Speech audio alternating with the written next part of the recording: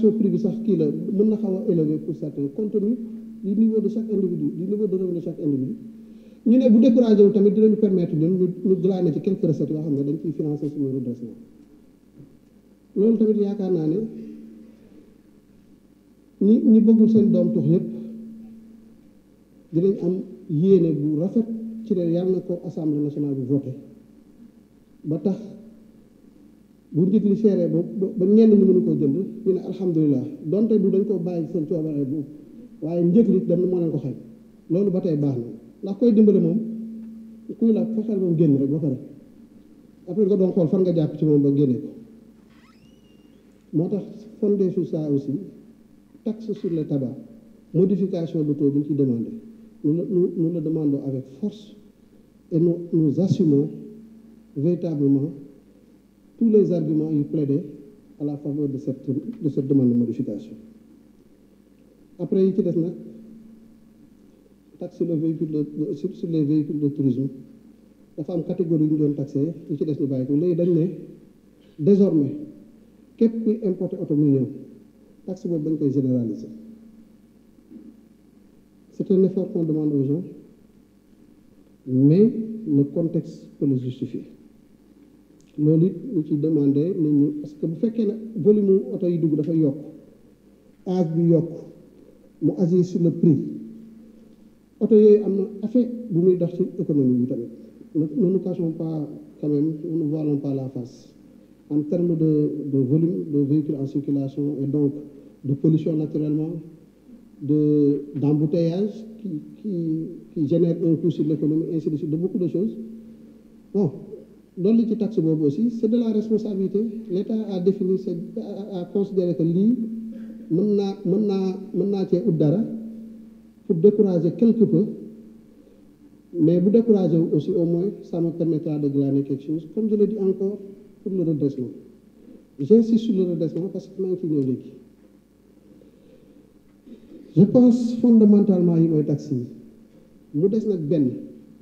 boo xam ne yaakaar naa ne moo gën a waral coono nag c'est la taxation du transfert d'argent mobile money am ñu bëri député yu bëri y compris des députés de la majorité yu manifester cette inquiétude c'est légitime c'est très légitime ñun suñu bopp au niveau du ministère des Finances et au niveau du comité qui a travaillé à la primature sur ça on a posé ces préoccupations parce que bu ñu naxante bu ñuy liggéey dañuy jéem a anticiper sur les difficultés anticiper sur les problèmes après ñu ne nekk léegi problème yooyu yan réponse dañ ciy apporter lu ci jiitu mooy dañ naan la am na pays yu ko fi defoon échec la ñu ne nañ dem xooli pays yooyu on a regardé le Mali ci la bokkoon bi ñu xoolee Tanzanie ci la bokkoon bi ñu xoolee Ouganda ci la bokk Ghana aussi je crois ci la bokkoon ñu ne ñooñu lan mooy les facteurs qui n'ont pas aidé li ñu ci njëkk a gis mooy le taux de 2%, 1,5%, 1%. Mais si nous devons l'implémenter au moins, nous devons faire le taux. Nous devons andi le taux de 0,5% bien gis ci kii bi mu nekk ñaari composante nag parce que dafa am benn boo xam ne c'est sur le transfert am benn boo xam ne c'est sur les cotes marchands les transferts faits au profit des marchands boobu tam 5% la ñu xoolaat ñu gis ne un taux boo koy appliqué rek bu amul kii aussi mën na dem ba am ay montants dissuasifs ñu ne ñun nañu mettre un plafond mooy montant boo xam ne doo ko romb ñu définir un plafond de 2000 francs 2000 francs taxe am na ku fi wax léegi benn député wala ñaar ba ñett ñu joxe explication yu am solo mooy ne nit ñi dañu fàtte ne ki yónnee 10 000 francs ki nga xam ne dem na ba yërmande may ko mu yónnee moromu Sénégalais 10 000 ñun dañoo jàpp ne war nañ ko wax mën na wax ne ko bul fàtte état bi may ko ci fukki dërëm mais kan fii moom moo mën a yónnee 10 000 francs moroomam te amul yónnee état bi fukki dërëm ci 10 000 yooyu c'est ça il faut que ñu xoolaat loolu te ma wax leen lenn nag le risque c'est sur l'inclusion financière man ministre des finances responsabilité inclusion financière ci man la njëkk a gàllu mais disons-le, le secteur de l'économie numérique c'est un secteur fort intéressant bu am un développement remarquable pour notre économie, pour notre croissance. Mais malheureusement, il a un visage hideux.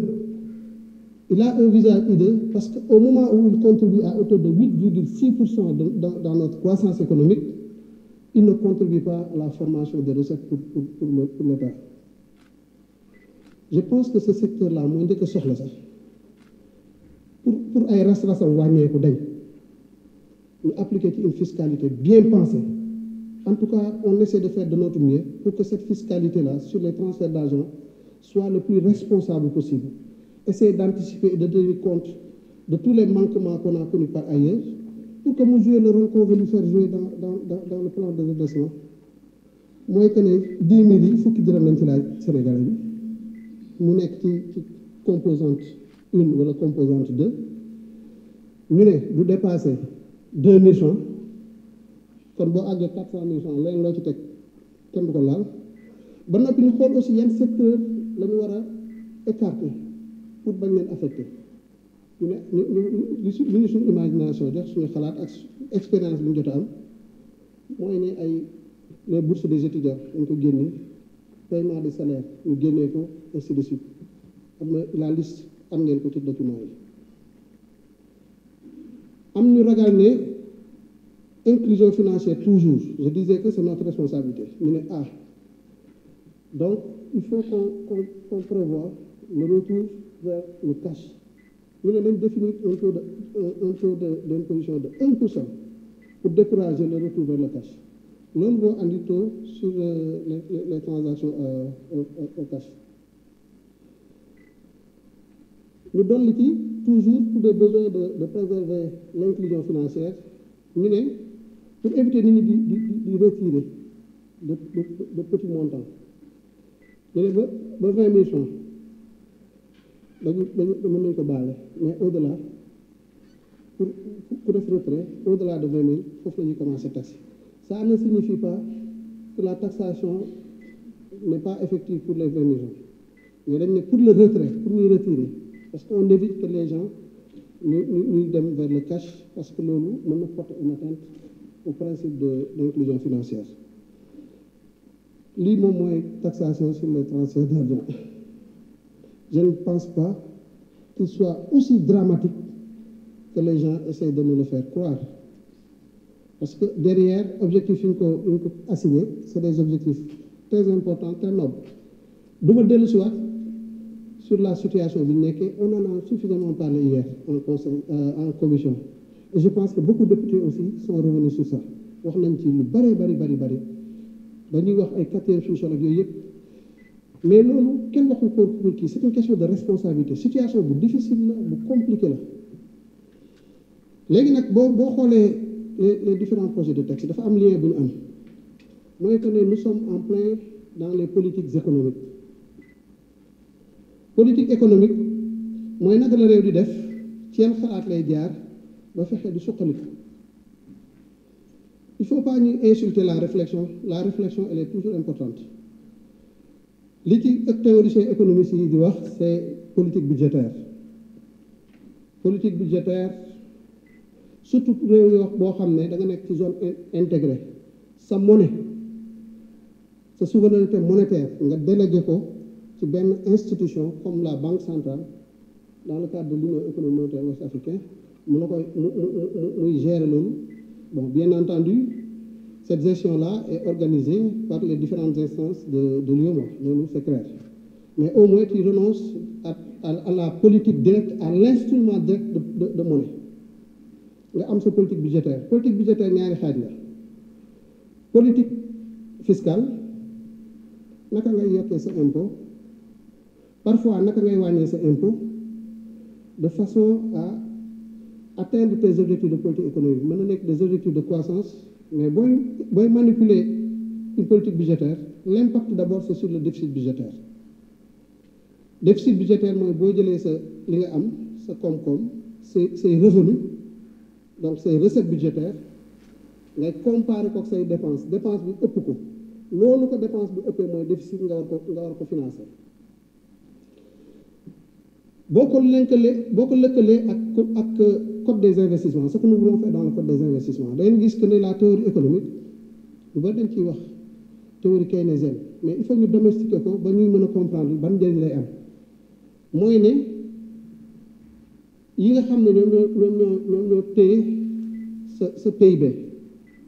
da nga war a fexe mu yokk su yokkee loolu mu ngay am sa croissance économique